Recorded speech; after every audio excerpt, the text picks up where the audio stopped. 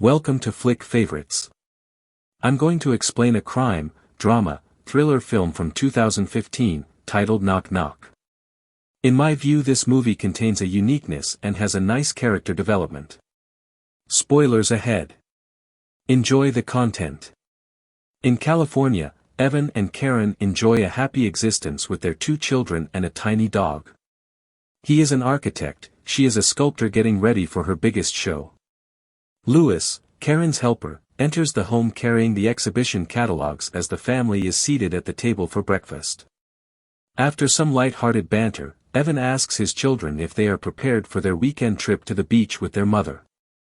Louis pledges to pick up the main piece once it is ready to take it to the gallery after Karen shows him it and explains that it is still drying.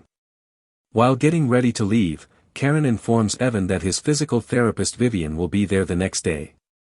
On the weekends, the kids ask him to join them, but he has work to do. Evan can be seen working on his computer and listening to music on his incredibly sophisticated turntable during the pitch-black, rainy night. Karen calls him and lets him know they already miss him. Evan then proceeds to create 3D printed versions of his designs into the night. He eventually answers the front door to find 2 girls searching for a person whose name he doesn't know after hearing a knock.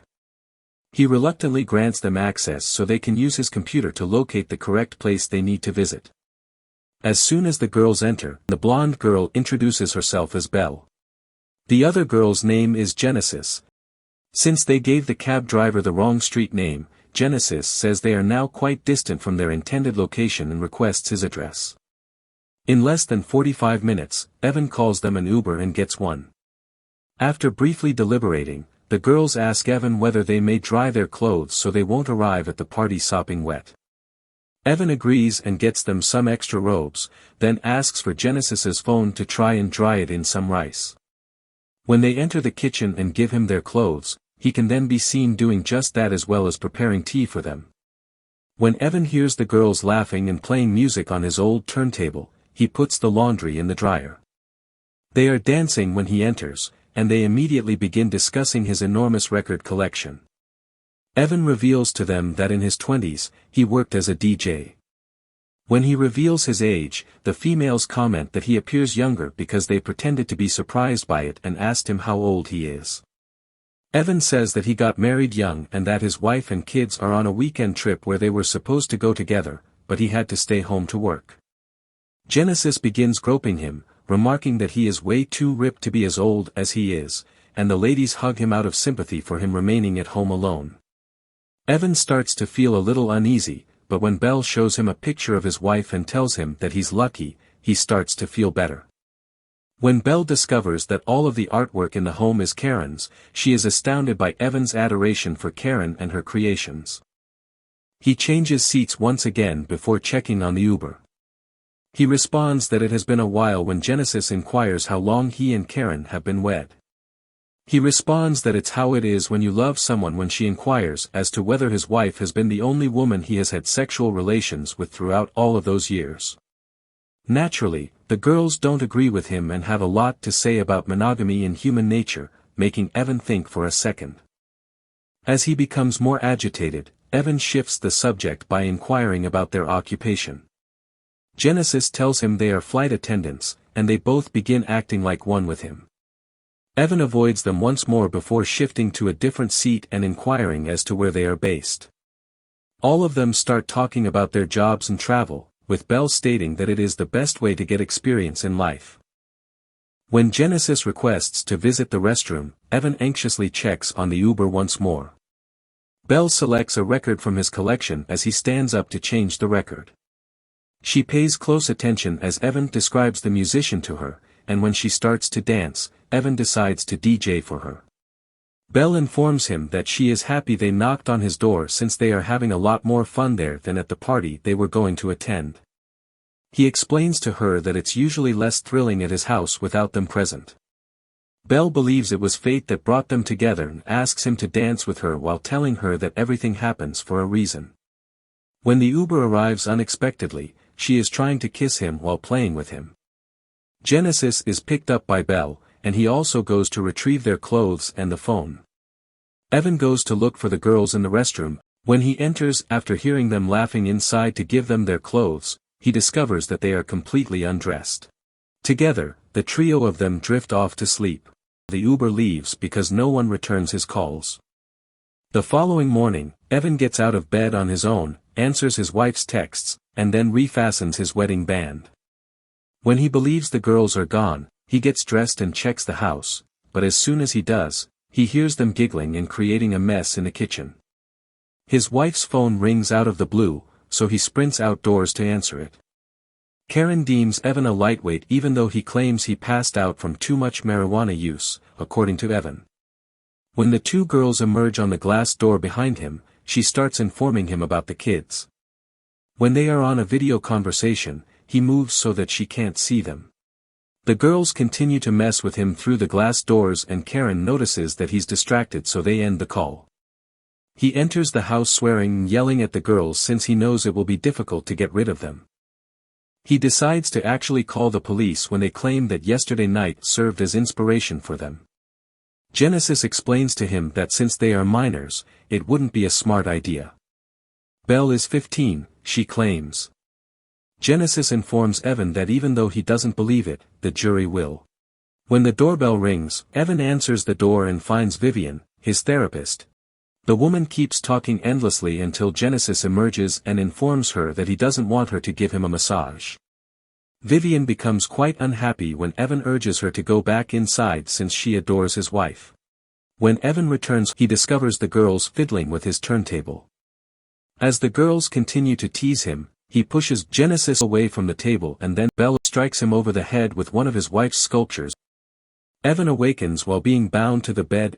Belle strips off her panties and flings it in his direction while dancing and declaring that every girl's first love is her father. Belle is informed by Evan that she is ill, but she just keeps playing her games. He begs her to untie him, but she merely sits on top of him, exposing some of her deeply ingrained father issues and challenging upbringing. Genesis simultaneously scrawls, "It was not a dream," over the mirror. Belle starts to attack Evan, associating him with her own father and acting as if he had injured Belle when she was a young girl. They both reach for his phone when it starts to ring suddenly. They prepare to respond and they recognize Evan's FaceTime call is from Karen. He begs them not to do it and assures Belle that he will fulfill her requests.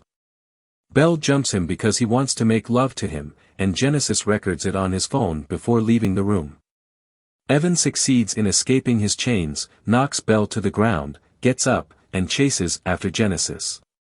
He takes her by the neck when he discovers her eating cake, but she stabs him in the shoulder with her fork. The anguish Evan experiences causes him to pass out, which gives the girls the chance to tie him up again. The girls hide Evan so that he doesn't see Louis as he approaches to get the sculpture, and then Belle wheeled him into a different room. When Louis knocks on the door, Genesis responds and explains that they are filming a music video in his home since he is her uncle.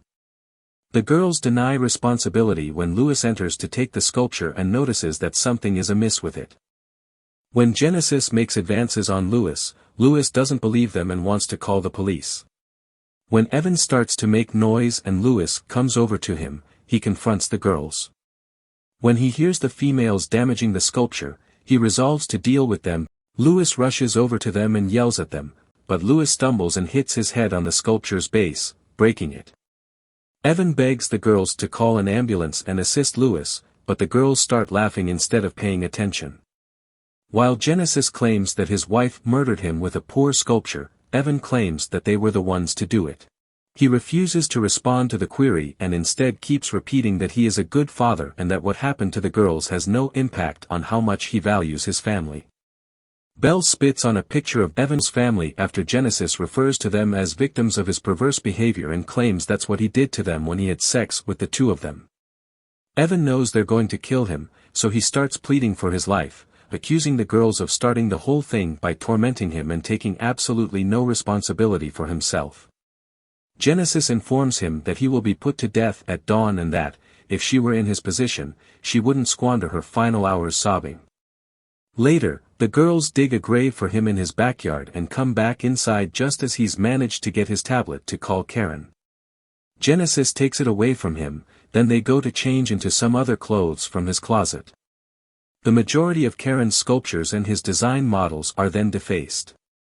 Along with making fun of him and utterly trashing his home and the remainder of Karen's artwork, the girls also give him a bowl cut.